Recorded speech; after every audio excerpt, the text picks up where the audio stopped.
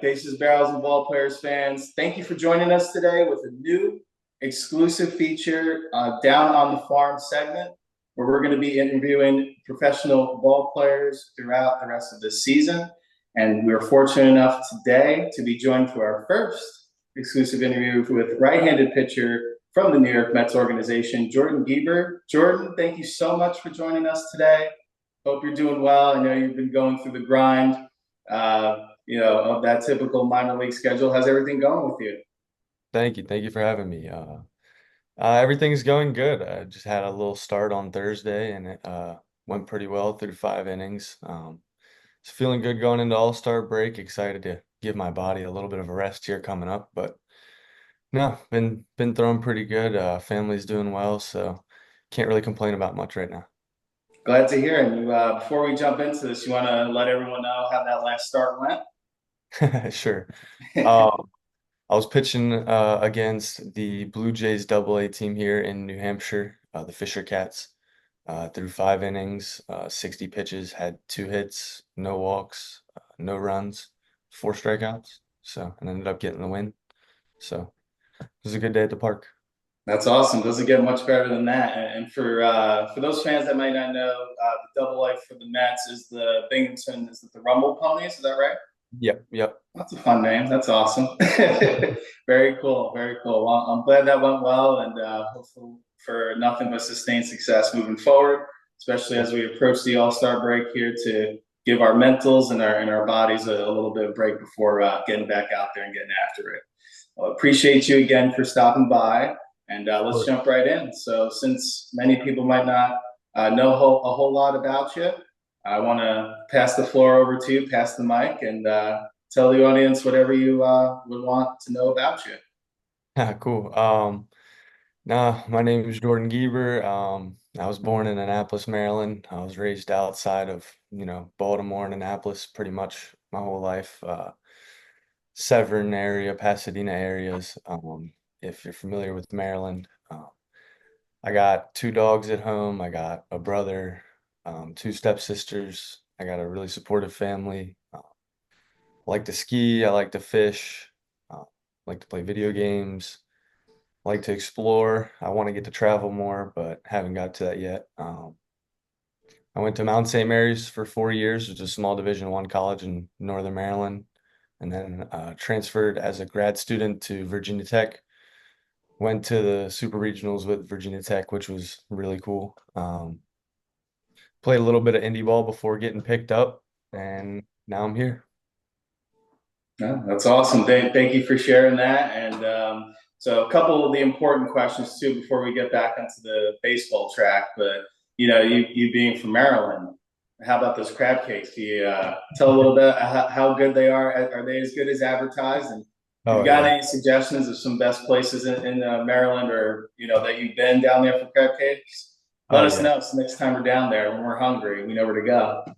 For sure. If you guys are going for the seafood, definitely gotta either get out to, maybe Kent Island or Ocean City, Maryland. Ocean City, Yes. Maryland's a nice, cool area to be. And a lot of great seafood restaurants. Love crab cake, love Maryland crab soup, love cream of crab soup, love picking crabs, watching football. Love it all. It's a great Maryland thing, I guess. And I love it, so Doesn't get much better than that, right? no, nothing better.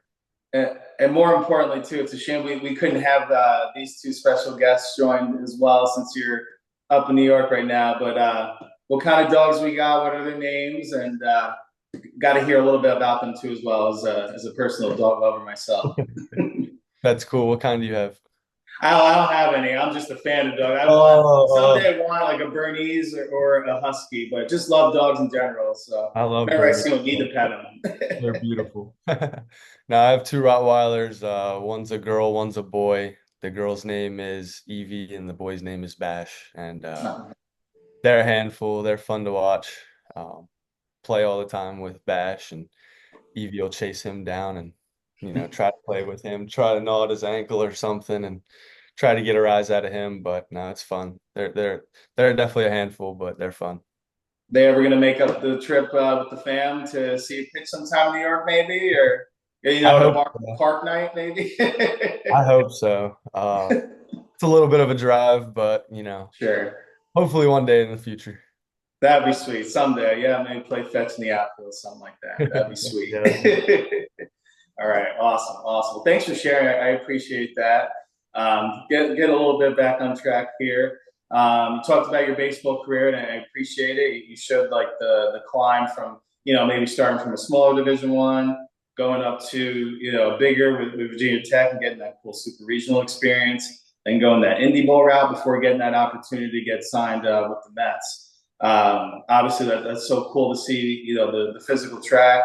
But before that all started, and maybe along the way too as well, who's your inspiration, either in baseball and life? I know you mentioned your family.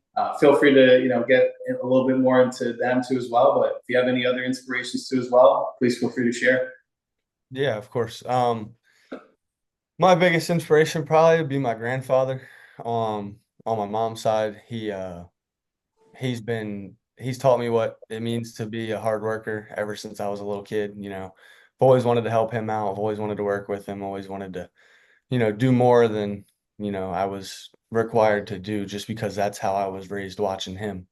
And he always went the extra mile to make sure he was doing whatever needed to be done. And I just really looked at that and what the pain that he goes through and sometimes to get those things done and the discomfort he brings upon himself, for the family really showed me, from a young age what like a hero figure would be. And he was my first tattoo up on my arm, and he served in Vietnam. Oh, So he was he's definitely my biggest hero, I would say.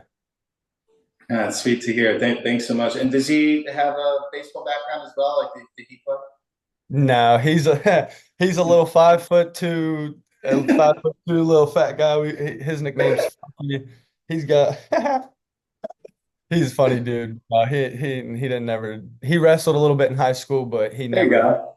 really had like the opportunity to pursue those. He started working from a real young age in inner city Baltimore, and um, had his own company throughout the years until he was in his 70s. So Oh, wow.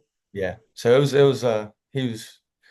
he was had to work for providing for the family. I got lucky enough that watching him enough that I got to work hard enough to be here. So Oh, that's amazing. He sounds like a true inspiration, and I'm glad he's in your life, and also thankful for his service too as well. Fighting in Vietnam, it's certainly a sacrifice defending our freedoms for sure. And glad he's got there's a little bit of an athletic background there too as yeah, well. right. He ain't no joke. So never did it myself, but I see those guys get after it. So that's got to count for something. Appreciate you sharing that. It's very cool. And yeah, thanks. Let's keep moving along here. So, for those out there that might not have known, recently Jordan did get promoted to AAA Syracuse Mets. Would love to just hear how that little experience went and any differences. I know it wasn't for super long. We know you'll be back in no time. We know how the business operations go with the minor league game. But just give me any, things you might have picked up, the differences between AA and AAA while you're up in Syracuse. No, yeah, it was definitely a blessing. God's timing is perfect, so I'm not stressing anything to do with going back and forth. I think that God's plan is the best, and if I just keep following where He leads me, I'll be in the right place. So, but no, it was fun. I threw pretty well up there my two outings.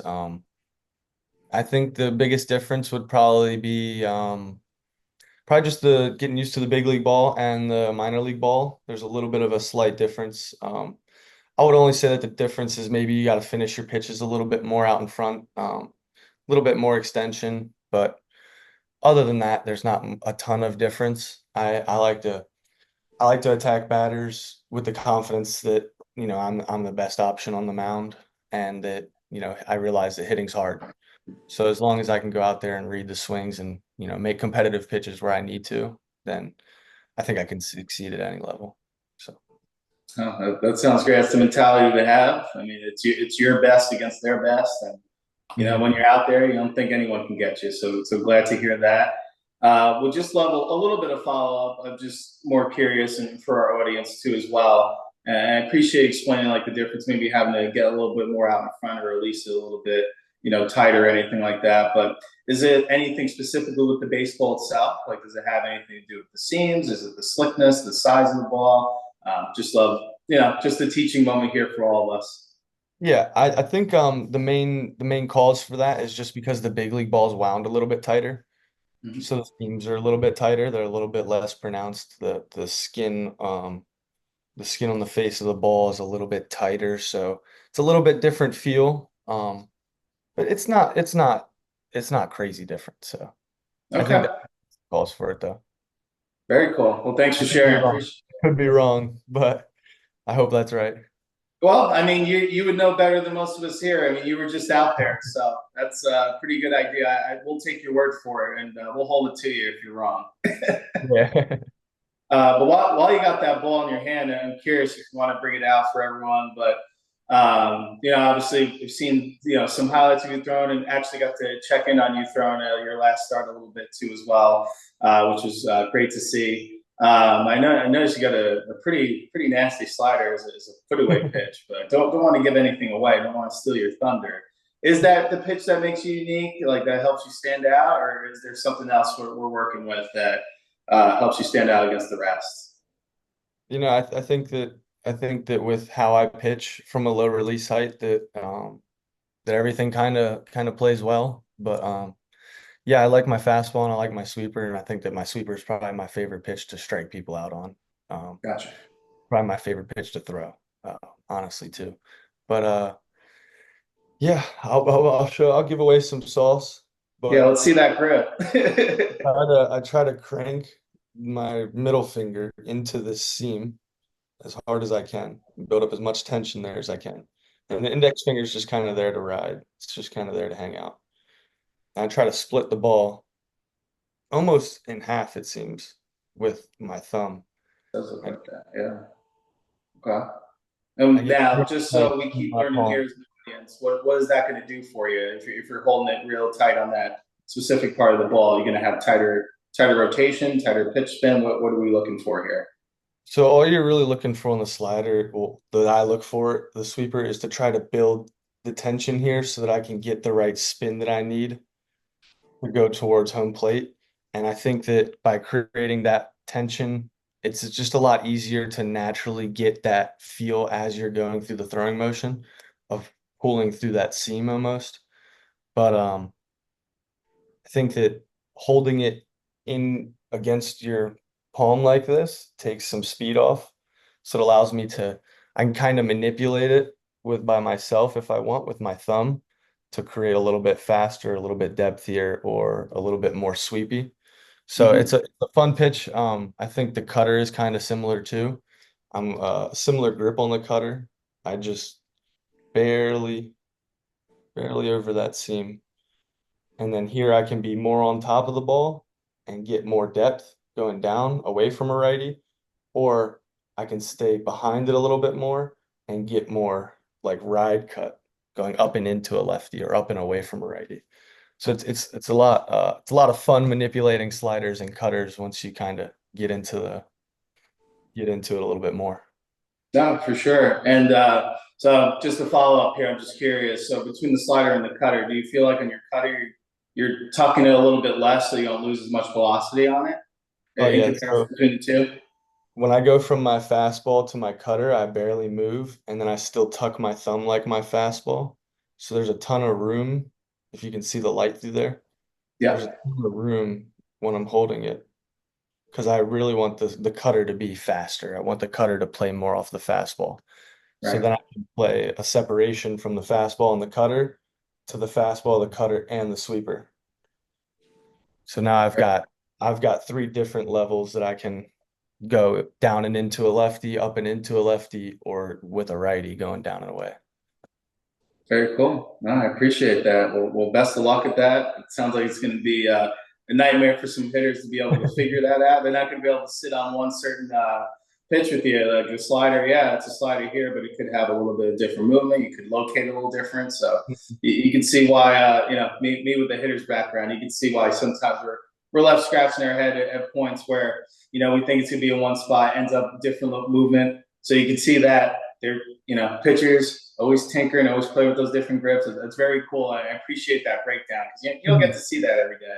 You just assume Yeah. it's like, oh, slider, it's this way, cutter, it's this way. But it's all about that manipulation that throws off the timing and all that. So appreciate you sharing. It's really cool to see. Yeah. Majority of guys, majority of pitchers like to try to keep their plots as consistent as can be.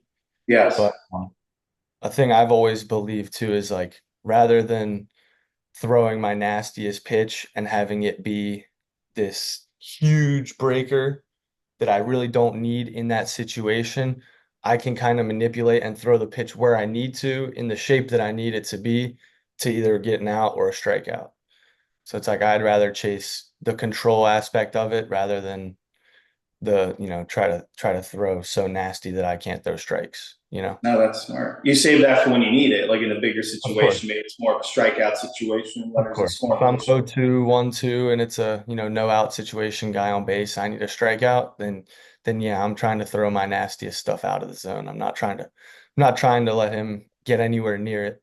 But if it's 2-2, 3-2, and I need a good pitch that, is right where I need it to be and it's doing the movement that I need it to be, then that's where you kind of get into the manipulation.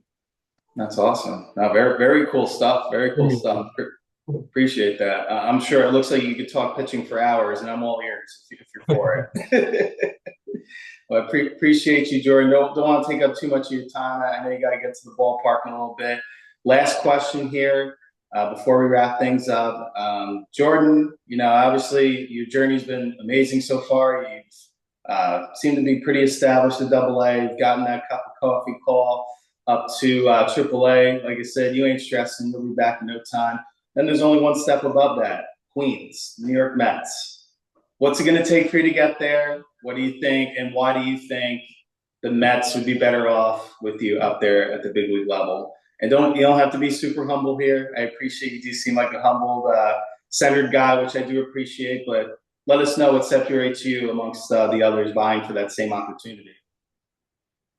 Yeah, as much as the timeline, I'm not sure. God's timing is best. So, like I said, I just wanna be where my feet are and keep giving my teams the best chance to win. And I think at the end of the day, that's my hunger, my desire to win, my desire to be the best out on the mound. I think that's what will one day lead to me being the Queens. And hopefully that's sooner than later, but can't can't control anything, and stressing about stuff outside of your control is useless. So I just leave it in God's hand, man, and just enjoy the journey. Appreciate that, Jordan. Thank you so much for your time today. One last thing for all our fans out there, maybe listening in the New York area. When can we see you back in action potentially, or when can we see the Binghamton Rumble Ponies back in action as well? Yeah, we're back in action Friday, I believe it's the 19th, against.